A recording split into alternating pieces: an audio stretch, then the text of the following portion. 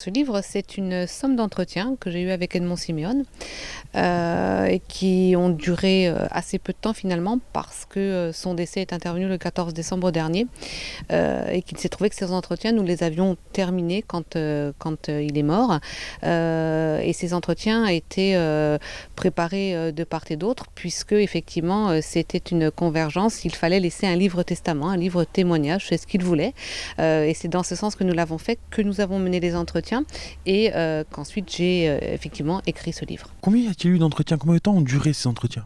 Ces entretiens, ils ont commencé à l'automne, ils ont duré 2 mois et demi, à un rythme soutenu quand même, parce que d'une part, on sentait que Edmond commençait à être fatigué, on savait qu'il avait une intervention chirurgicale, une opération qui devait se passer à Marseille, et donc il fallait avoir fait un maximum avant qu'il ne parte, et donc on a mené ça un peu de tambour battant avec son accord évidemment, et puis parce que aussi il avait cette volonté de mener à terme l'ouvrage.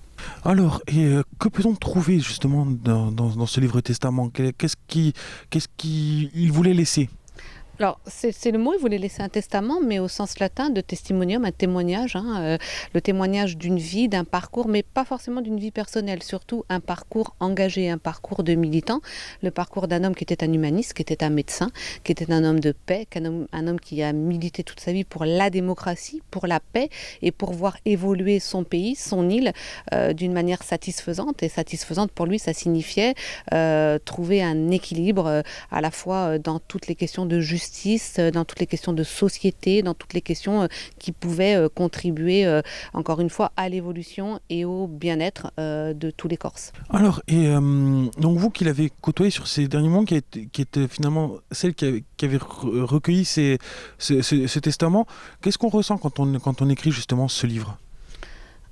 Quand on écrit ce livre, a fortiori quand on commence à l'écrire juste au moment, parce qu'il y a une deadline en termes d'édition, qu'il faut rendre l'ouvrage, que Edmond Siméon vient juste de disparaître, forcément le livre est empreint, l'écriture en tout cas, est empreinte de quelque chose de particulier, et c'est cette émotion-là aussi qu'il a fallu canaliser pour avoir quelque chose qui était très très fidèle à ce qu'il voulait laisser, sans non plus se laisser déborder par des choses qui n'étaient pas véritablement, qui étaient relativement anecdotiques dans ses mémoires. Donc ce qu'il fallait, c'était des mémoires qui retraçaient fidèlement les entretiens, tout ce qui avait été l'exercice oral, et puis pour aboutir à quelque chose de construit aussi, et puis une évolution, une aventure certes, un parcours oui, mais quelque chose aussi qui était très structuré et dans le parcours et dans le livre.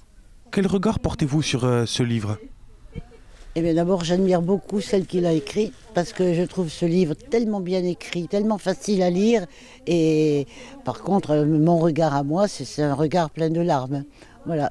Que ce livre qui aujourd'hui donc est devenu, par la force des choses, le testament, aujourd'hui, qu'est-ce qui doit rester justement d'Edmond Siméon pour les générations futures? Son humanisme, surtout, son amour de la médecine, parce qu'il était médecin avant tout, et son rejet de l'injustice.